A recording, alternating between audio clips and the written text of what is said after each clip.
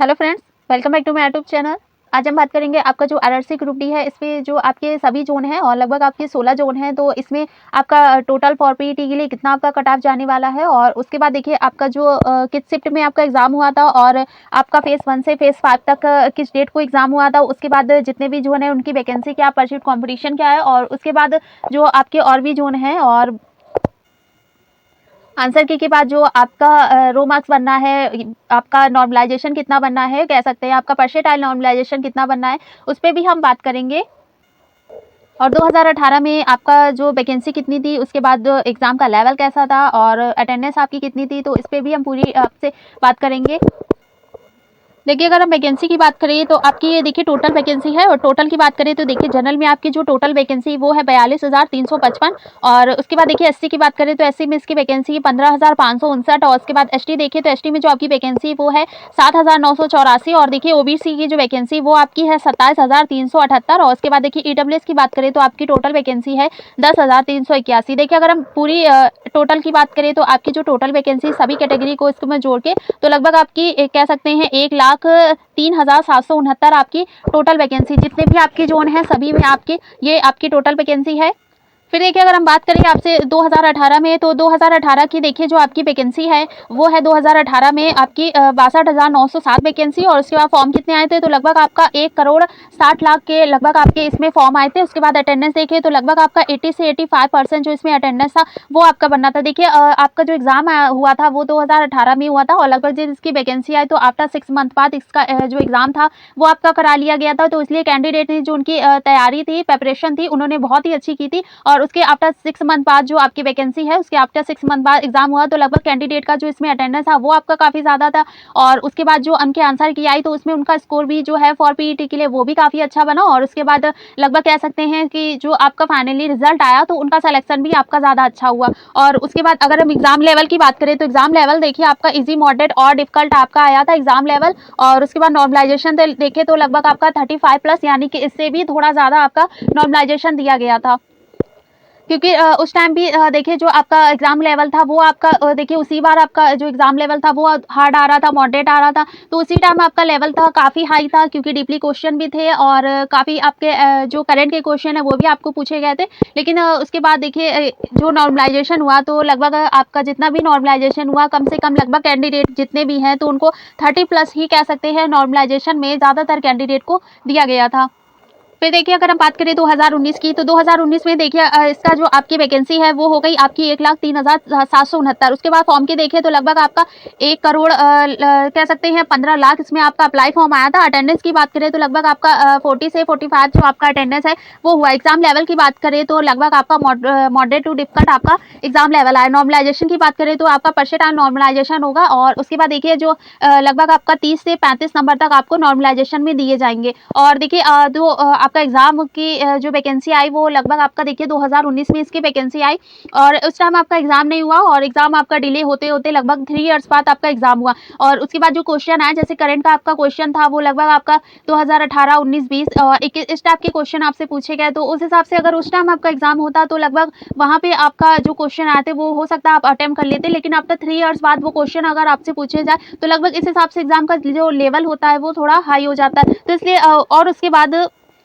After 3 years बाद अगर exam हो रहा है तो कैंडिडेट इतना वेट नहीं करता, और उसके बाद वो अदर जो कह सकते हैं स्टेट है और अदर जॉब है वो वहाँ पे अप्लाई करके वहाँ जॉब करने लगता है। तो इसलिए कैंडिडेट का यहाँ पे थोड़ा इंटरेस्ट खत्म हो गया कि यहाँ पे पता नहीं एग्जाम हो, सिलेक्शन कब तक हो। तो जो और भी कैंडिडेट थे उनका सिलेक्शन कह सकते हैं एनटीपीसी में हो गया, एसएससी में हो गया, एसएससी आपका जो सीजीएल है वहाँ पर हो गया। तो यहाँ पे जो अटेंडेंस थी वो आपकी काफ़ी कम हो गई, और उसके बाद एग्जाम का लेवल भी आपका मॉडरेट टू डिफिकल्ट हो गया। तो इसके बाद जो आपका लगभग और ज़्यादा कैंडिडेट थे जिनकी तैयारी नहीं थी, तो उन्होंने कह सकते हैं फीस लेने के लिए, और कुछ आपके रिपीटेड कैंडिडेट जो थे 2018 के वो भी उन्होंने यहाँ पे भी एग्जाम दिया। तो लगभग उनका जो आंसर की आई उसमें उनका स्कोर जो था जो राइट आंसर था उसका भी माइनस मार्किंग हो गया। तो इस हिसाब से उनका जो स्कोर था वो उनका काफ़ी कम हो गया, और इसी वजह से जो आपका जो रो मार्क्स है वो काफ़ी कम हो गया, और ज़्यादातर कैंडिडेट है जिनका रो मार्क्स है वो काफ़ी कम आपका बनना है।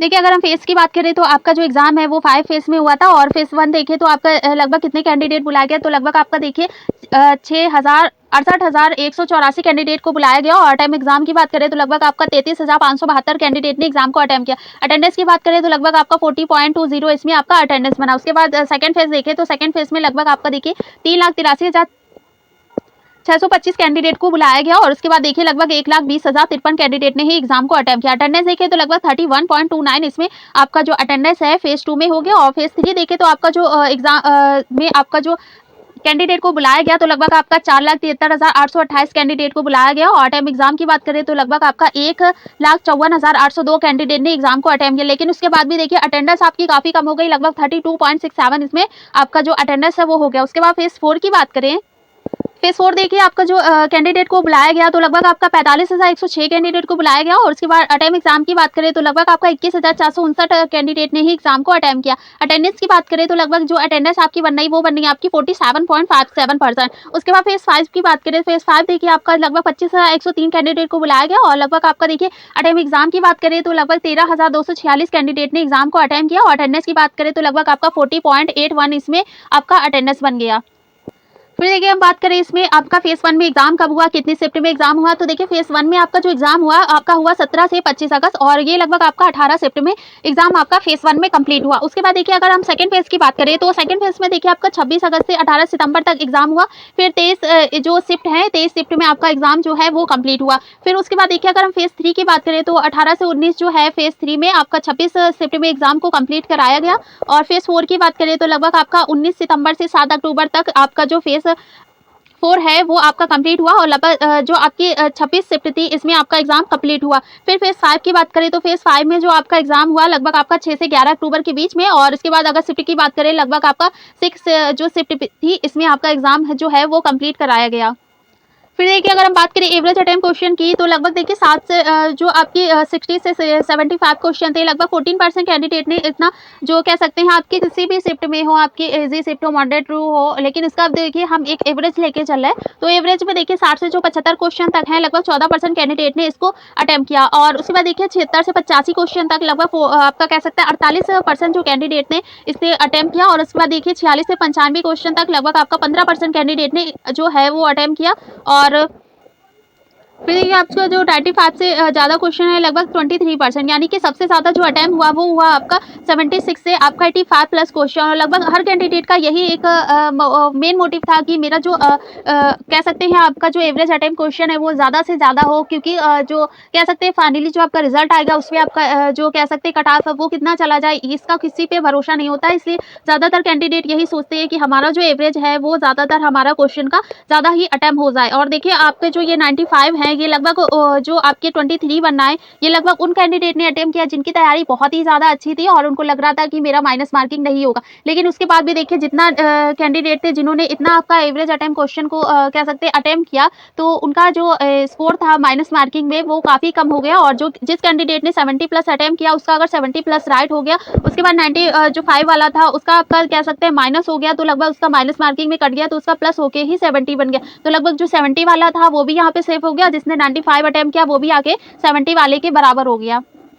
फिर देखिए हम बात करें अगर आपका एग्जाम में जो की आपके आंसर की आई तो उसके बाद जो कैंडिडेट है उनका स्कोर है और उसके बाद जो परसेंटाइल स्कोर है वो कितना आपका आ रहा है। तो देखिए अगर हम बात करें इसमें आपका देखिए एक रो मार्क्स ये देखिए हमें एक कैंडिडेट का है, इसमें देखिए आपका 57.675 आपका रो मार्क्स बनना है। परसेंटाइल देखिए तो परसेंटाइल देखिए आपका 77.61194 आपका बनना है। तो लगभग कह सकते हैं जो आपका परसेंटाइल है, क्योंकि आपका जो नॉर्मलाइजेशन होना है वो परसेंटाइल नॉर्मलाइजेशन ही होना है और लगभग देखिए तो रो मार्क्स से जितने आ रहे थे उसमें आपका देखिए लगभग 20 कह सकते हैं नंबर जो है वो आपका यहाँ पे इनकरेज किया गया और आपका जो रो मार्क्स है उसके बाद देखिए सेकंड है आपका ये देखिए 6/10/2022 को एग्जाम हुआ और एग्जाम की टाइमिंग भी देखिए 9 से आपका 10:30 है और उसके बाद रो मार्क्स देखिए तो लगभग 55.33 इसमें रो मार्क्स बनना था, लेकिन उसके बाद परसेंटाइल जो है आपका वो देखिए लगभग 70.77 यहाँ पे आपका जो रो मार्क्स है वो बन गया।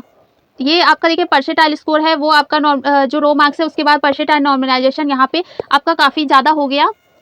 फिर देखिए कुछ कैंडिडेट ऐसे हैं जिनका रो मार्क्स तो आपका काफ़ी ज़्यादा जा रहा है, लेकिन उसके बाद जो परसेंटाइल स्कोर है वो उनका काफ़ी कम शो हो रहा है। लेकिन ऐसा क्यों? देखिए इनका एग्ज़ाम हुआ जो आपका ये हुआ 11/10/2022 को। टाइमिंग एग्ज़ाम आपकी मॉर्निंग ही रही 9 AM से आपका 10:30 AM। तो लगभग रो मार्क्स इनका बनना है देखिए 51, और उसके बाद परसेंटाइल स्कोर देखिए बनना है, वो बनना है आपका 42.67। तो यहाँ देखिए जो आपका लगभग -9 नंबर है, वो यहाँ आपका रो मार्क्स से -9 नंबर जो है वो यहाँ पे आके आपका कम हो गया। और ये देखिए आपका जो एग्ज़ाम डेट है वो है 24/8/2022, और टाइमिंग देखिए आपका 5 से आपका 6:30 है लगभग।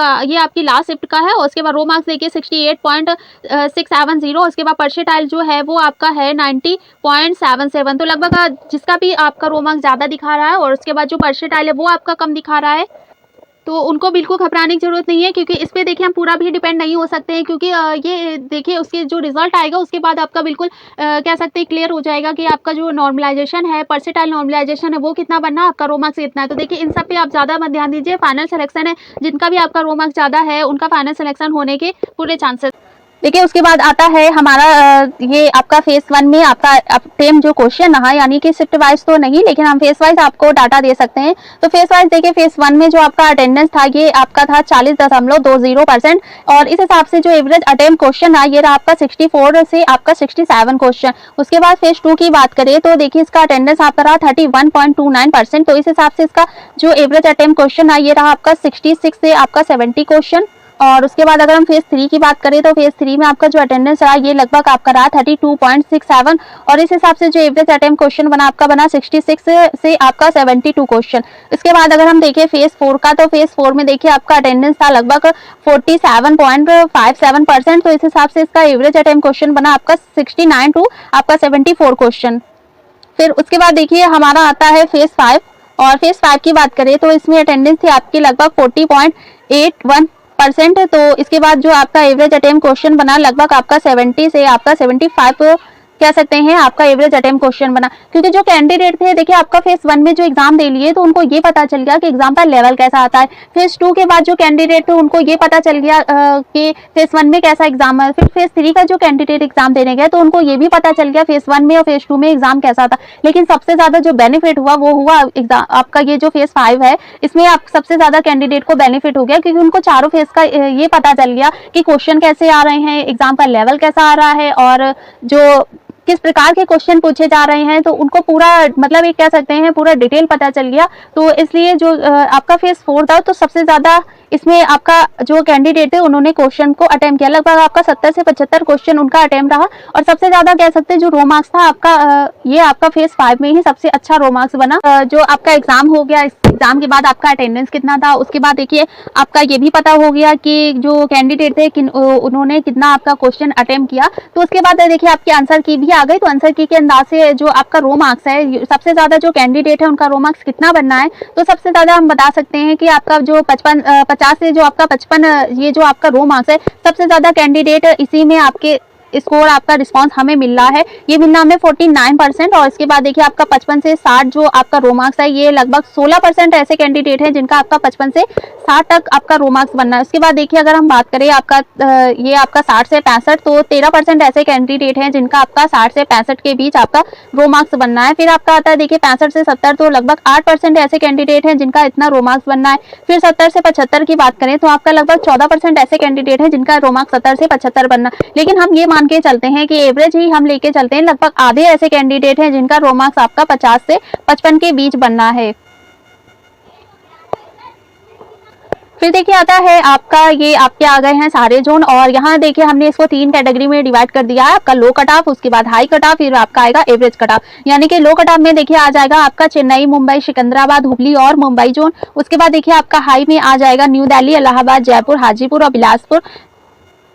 फिर देखिए आपका एवरेज जो हमने कट ऑफ लिया है, इसमें आ जाएगा आपका भुवनेश्वर जोन, कोलकाता जोन, फिर आपका आएगा गोरखपुर जोन, गुवाहाटी जोन, और उसके बाद आपका कोलकाता जो आपका SCR है ये, उसके बाद आपका आएगा जबलपुर जोन। बात करें तो इसमें देखिए आपका पहला जोन आ रहा है चेन्नई जोन, यानी कि SR चेन्नई जोन, और इसका एग्जाम हुआ था आपका फेज़ 3 में। और इसके बाद देखिए अगर हम वैकेंसी की बात करें तो आपकी लगभग 9,579 इसमें वैकेंसी आई थी, और कैंडिडेट जितने थे इन्होंने एग्जाम को अटेम्प्ट किया लगभग आपका 3,24,000 95, तो इतने कैंडिडेट थे जिन्होंने एग्जाम को अटेम्प्ट किया। तो इस हिसाब से जो इसका परसेंट कॉम्पिटिशन बनना, ये बनना आपका 33। और उसके बाद देखिए आपका आता है ये मुंबई जोन। तो इसमें देखिए ये आपका एग्जाम हुआ था फेज 4 में, और इसकी देखिए आपकी जो वैकेंसी ये है लगभग आपकी 9345 इसकी वैकेंसी है। और इसमें जो आपका एडमिट कार्ड आया था, ये आया था आपका 3,62,956 इसमें एडमिट कार्ड आया। उसके बाद जो इसका परसेंट कॉम्पिटिशन बना, और इसका जो देखिए इसकी जो अटेंडेंस थी लगभग 40% इसमें अटेंडेंस गई थी आपकी फेज 4 में। और इसका जो परसेंट कॉम्पिटिशन फाइनली एग्जाम के बाद जो बना, ये बना आपका 12। और देखिए अगर सिकंदराबाद की बात करें तो सिकंदराबाद देखिए आपका जोन आता है।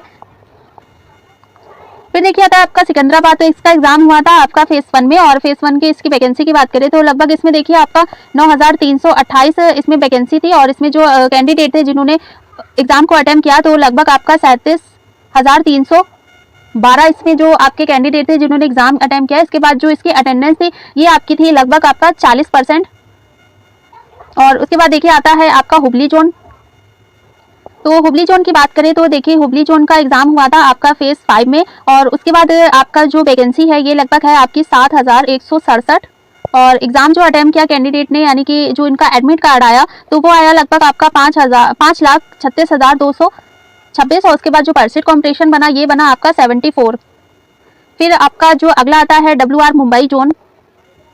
तो देखिए WR मुंबई जोन, यानी कि ये देखिए आपका, तो इसका एग्जाम हुआ था आपका फेज 1 में। और उसके बाद देखिए अगर हम बात करें इसमें वैकेंसी की, तो वैकेंसी आपकी लगभग है 10,734 इसमें वैकेंसी है। उसके बाद जो इसमें एग्जाम कैंडिडेट ने अटेम्प्ट किया लगभग आपका 3,56,569 इसमें कैंडिडेट ने एग्जाम को अटेम्प्ट किया। उसके बाद जो इसका परसेंट कॉम्पिटिशन बना, ये बना आपका 33। और इसमें अटेंडेंस की बात करें तो लगभग आपका 45% जो इसकी अटेंडेंस थी, ये आपका एग्जाम के बाद का था। देखिए इसके बाद अगर हम रो मार्क्स की बात करें तो आपका, जैसे हमने बताया कि जो ज़्यादातर कैंडिडेट है उनका लगभग आपका 50 से जो 55 कह सकते हैं, इतना रो मार्क्स ज़्यादातर कैंडिडेट है उनका बन रहा है। और इसके बाद देखिए फाइनली आपका फॉर पैट के जो हमने ये आपके टॉप जोन लिए हैं, आपका ये लो कट ऑफ जोन। तो इसमें अगर हम बात करें आपका कितना जा सकता है फॉर पैट के लिए आपका रो मार्क्स, तो इसमें देखिए आपकी जनरल कैटेगरी है। और जनरल कैटेगरी में आपका एवरेज हम मान के चलते हैं कि एवरेज आपका 58 से आपका 60, ये आपका देखिए चेन्नई जोन का हो सकता है। और उसके बाद अगर हम बात करें इसी में हुबली जोन का, तो हुबली जोन का जनरल का आपका जा सकता है 56 से आपका 58। उसके बाद देखिए आपका अगर हम बात करें इसमें जनरल कैटेगरी मुंबई में, तो भी आपका 56, यानी कि मान के चलते हैं कि हम आपका जो 56 से आपका 57 इतना आपका जनरल कैटेगरी में जा सकता है। उसके बाद देखिए आपका आता है ओबीसी की बात करें तो इसमें आपका जा सकता है 52 से आपका 54। और इसके बाद ईडब्ल्यूएस की बात करें तो इसमें आपका जा सकता है 50 से आपका 53। और एससी कैटेगरी की बात करें तो एससी में देखिए आपका जो रो मार्क्स है फॉरपेट के लिए, इसमें आपका 48 to 50 इतना अगर आपका देखिए एससी कैटेगरी में बनना है, आप इतना भी जितने हमने अभी लो आपका ये जो कट ऑफ है इनमें आपने जो जोन लिए, अगर आप उसमें किसी भी आपका जोन है और इतना आपका बनना है, तो आप एससी कैटेगरी में बिल्कुल सेफ हो जाएंगे फॉरपेट के लिए। और एसटी की बात करें तो एसटी में देखिए आपका अगर रो मार्क्स बनना है 46 to 49, तो आप एसटी कैटेगरी में बिल्कुल सेफ हो जाएंगे। ये देखिए हमने एक एवरेज लिया है, लेकिन आपका 55 हो सकता है, जनरल में 56 हो सकता है, लेकिन 1-2% आप मान के चलिए कि 1-2 जो नंबर है आपका रो मार्क्स है वो 1-2 नंबर आपका बढ़ सकता है जोन वाइज। लेकिन वैसे एवरेज हम यही लेके चल रहे हैं, इतने से ज़्यादा आपका जाने वाला नहीं है, क्योंकि जो आपकी वैकेंसी थी वो आपकी ज़्यादा थी, लेकिन उसके बाद जो कैंडिडेट थे तो उन्होंने एग्जाम को कम ही अटेम्प्ट किया, तो इसलिए परसेंटेज काफ़ी कम हो गया और परसेंट कॉम्पिटिशन आपका नीचे आ गया। फिर देखिए आता है आपका high cut off vacancy detail. तो देखिए इसमें हाई में जो आपकी वैकेंसी है इसमें आपका पहले आता है न्यू दिल्ली जोन। तो इसका एग्जाम हुआ था आपका फेज 3 में। और वैकेंसी की बात करें तो लगभग आपकी 13,153 इसमें वैकेंसी है। और एग्जाम अटेम्प्ट की बात करें तो इसमें जो कैंडिडेट थे जिन्होंने एग्जाम को अटेम्प्ट किया, तो लगभग आपका 9,51,864 कैंडिडेट ने एग्जाम को अटेम्प्ट किया। उसके बाद जो परसेंट कॉम्पिटिशन बना ये बन गया आपका 72। और इसके बाद देखिए सेकेंड आता है आपका इलाहाबाद जोन। तो इलाहाबाद की बात करें तो इसका एग्जाम हुआ था आपका फेज 2 में। और इसकी जो वैकेंसी थी ये आपकी थी 4,730। और इसके बाद अगर हम बात करें इसमें जो कैंडिडेट थे जिन्होंने फॉर्म को अप्लाई किया था, लगभग आपका 9 लाख कैंडिडेट ने इसमें फॉर्म को अप्लाई किया। और इसके बाद देखिए जो आपका अटेंडेंस थी ये लगभग आपकी 40% इसमें अटेंडेंस थी। तो इस हिसाब से जो परसेंट कॉम्पिटिशन बना लगभग आपका 75% कॉम्पिटिशन बना। फिर देखिए आपका जो थर्ड आता है आपका जयपुर जोन। और जयपुर की बात करें तो इसका एग्जाम हुआ था आपका फेज 2 में। और इसकी वैकेंसी की बात करें तो इसमें आपकी जो वैकेंसी है ये है 5,249। उसके बाद आपका अटेम्प्ट एग्जाम की बात करें तो लगभग आपका 1,21,918 जो कैंडिडेट थे जिन्होंने एग्जाम को अटेम्प्ट किया। इस हिसाब से जो इसका परसेंट कॉम्पिटिशन था ये लगभग आपका हो गया 23। और अटेंडेंस की बात करें तो लगभग 30% कैंडिडेट ने इसको एग्जाम को अटेम्प्ट किया। इसके बाद आता है आपका नेक्स्ट हाजीपुर जोन। तो हाजीपुर जोन का एग्जाम हुआ था आपका फेज 1 में, और इसकी वैकेंसी की बात करें तो आपकी वैकेंसी थी इसमें 3563, और जो एडमिट कार्ड था लगभग आपका 4,58,672 कैंडिडेट का इसमें एडमिट कार्ड आया, और लगभग इसका जो परसीट कॉम्पिटिशन बनना ये बनना है आपका 128। इसके बाद अगला आता है आपका बिलासपुर जोन। तो बिलासपुर जोन की बात करें तो देखिए इसका एग्जाम हुआ था आपका फेज 2 में, और वैकेंसी की बात करें लगभग आपकी 1,664 इसमें आपकी वैकेंसी है। इसके बाद अगर हम बात करें एग्जाम अटेम्प्ट की तो लगभग 1,55,771 कैंडिडेट ने एग्जाम को अटेम्प्ट किया था, और इसके बाद जो परसीट कॉम्पिटिशन बना ये बना था आपका 94। और इसके बाद अगर हम बात करें इसकी अटेंडेंस थी लगभग आपका 55 कैंडिडेट की इसमें अटेंडेंस थी। तो देखिए इसके बाद अगर हम बात करें इसका आपका फॉरपैट के लिए कितना आपका रोमांस जा सकता है, तो एक एवरेज देखिए हम लेके चलते हैं सभी जोन का। तो इसमें देखिए सबसे जो आपका जनरल कैटेगरी है, तो जनरल कैटेगरी की बात करें तो लगभग आपका 62 से आपका 65 अगर रो मार्क्स है आपका जनरल कैटेगरी है तो आप बिल्कुल सेफ है। और इससे हमने थोड़ा ज़्यादा लिया है क्योंकि इसमें आपके किसी में आपका परसीट कॉम्पिटिशन 94 है, तो किसी में आपका 128 है। फिर देखिए आती है आपकी ओबीसी कैटेगरी, और ओबीसी कैटेगरी की बात करें तो इसमें एवरेज हम मान के चलते हैं आपका 60 से आपका 63। तो अगर इतना आपका रो मार्क्स बनना है आपका ओबीसी कैटेगरी है तो आप बिल्कुल सेफ हैं ओबीसी कैटेगरी में। और ईडब्ल्यूएस की बात करें तो ईडब्ल्यूएस में देखिए आपका 58 टू आपका 61 बनना है, तो आप ईडब्ल्यूएस कैटेगरी बिल्कुल सेफ है। और एससी की बात करें तो एससी में आपका अगर रो मार्क्स देखिए 54 टू 57 बनना है, तो आप एससी कैटेगरी में बिल्कुल सेफ है। और एसटी की बात करें तो एसटी में देखिए अगर आपका रो मार्क्स 50 से आपका 53 बनना है तो आप एसटी कैटेगरी बिल्कुल सेफ है। उसके बाद देखिए अगर आपका इसमें -3 हो रहा है, -2 हो रहा है या -5 भी कम हो रहा है तो भी आप अपनी पीईटी की तैयारी, इन जो आपका हाई जोन आ रहे हैं, आपकी हाई कट ऑफ जोन आ रहा है, इतना इसमें आ रहा है, अगर आपका जोन आ रहा है तो आप बिल्कुल पीईटी की तैयारी स्टार्ट कर सकते हैं। फिर देखिए आता है इसमें आपका एवरेज कट ऑफ की बात करें तो इसमें देखिए पहला आता है आपका भुवनेश्वर जोन, तो इसका एग्जाम हुआ था आपका फेज 3 में, और वैकेंसी की बात करें तो आपकी लगभग 2555 इसमें आपकी टोटल वैकेंसी है। इसके बाद जो एग्जाम था कैंडिडेट ने इसमें अप्लाई किया था, इसके में आपका था आपका 3,18,053। और उसके बाद अगर हम देखिए आपका बात करें परसीट कॉम्पिटिशन की तो लगभग आपका 56 इसमें आपका परसीट कॉम्पिटिशन है। अटेंडेंस की बात करें तो लगभग आपका जो भुवनेश्वर जोन है इसमें आपकी अटेंडेंस जो है ये लगभग आपकी 40 से 45% है। इसके बाद नेक्स्ट आता है आपका कोलकाता जोन।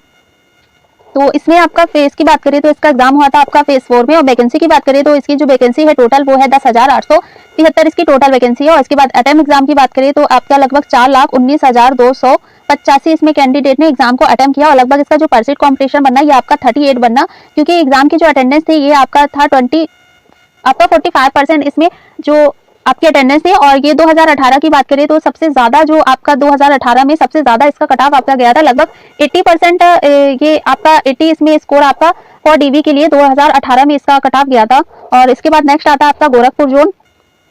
तो देखिए गोरखपुर जोन का आपका एग्जाम हुआ था फेज 4 में, और इसके बाद देखिए आपका जो इसकी टोटल वैकेंसी ये है आपकी 4,002। और उसके बाद इसका जो कैंडिडेट है जिन्होंने एग्जाम को अटेम्प्ट किया तो वो था एग्जाम आपका 3,41,453 कैंडिडेट ने एग्जाम को अटेम्प्ट किया। तो इस हिसाब से जो इसका परसीट कॉम्पिटिशन 155 बनना था आपका अप्लाई फॉर्म के हिसाब से, तो वो नीचे आके हो गया आपका 85। और अटेंडेंस की बात करें तो लगभग आपका 55 इसमें अटेंडेंस थी।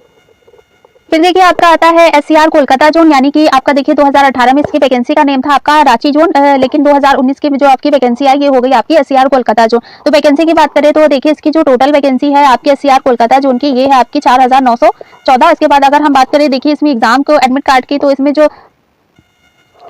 1,97,710 का इसमें एडमिट कार्ड आया था कैंडिडेट का। उसके बाद जो एग्जाम का लेवल था वो काफी ज्यादा आपका हार्ड आया था, और उसके बाद जो अटेंडेंस थी लगभग आपकी 40% इसमें अटेंडेंस थी। और उसके बाद जो परसीट कॉम्पिटिशन आपका बनना है इस जोन में तो ये बनना आपका ओनली 13। और इसके बाद अगर हम बात करें इसका एग्जाम की तो आपका फेज 2 में इसका एग्जाम हुआ था।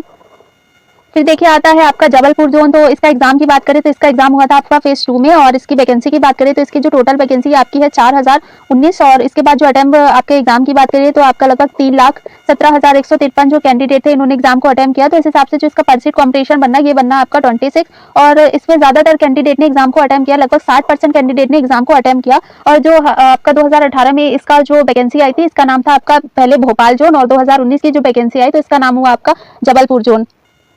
देखिए अगर हम बात करें इसमें रोमार्क्स आपका कितना जा सकता है फॉर आपका पैट के लिए, तो देखिए आपका अगर हम भुवनेश्वर जोन लेके चलते हैं तो जनरल में आपका 58 से आपका देखिए 60 भी जा सकता है, लेकिन अगर उसी जगह हम आपको गोरखपुर जोन लेके आए तो जनरल कैटेगरी में आपका जो रोमार्क्स है वो 60 से 62 भी हो सकता है। और उसके बाद अगर हम देखिए आपका ले कोलकाता जोन, तो इसमें देखिए आपका SCR कोलकाता जोन अगर हम देखें तो इसका रोमार्क्स आपका 56 से 58, तो इसमें हम लेके चलते हैं आपका एवरेज एक लेके चलते हैं आपका 58 से आपका 60। तो देखिए अगर हम बात करें आपकी जनरल कैटेगरी की, तो जनरल कैटेगरी में अगर आपका देखिए रोमार्क्स आ रहा है 58 टू 60, तो आप जनरल कैटेगरी में बिल्कुल सेफ है। और ओबीसी की बात करें तो ओबीसी कैटेगरी में देखिए अगर आपका रोमार्क्स आ रहा है 56 से आपका 58, तो आप ओबीसी कैटेगरी में बिल्कुल सेफ है। और ईडब्ल्यूएस की बात करें तो आपका अगर रोमार्क्स बनना है 54 टू आपका 56, तो आप ईडब्ल्यूएस कैटेगरी में बिल्कुल सेफ है। और एससी की बात करें तो एससी में अगर आपका रोमार्क्स बनना है 50 से आपका 53, तो आप एससी कैटेगरी में बिल्कुल सेफ है। और एसटी की बात करें तो आपका रोमार्क्स अगर 47 टू आपका 50 बनना है तो आप एससी कैटेगरी में बिल्कुल सेफ हो। और इसके बाद देखिए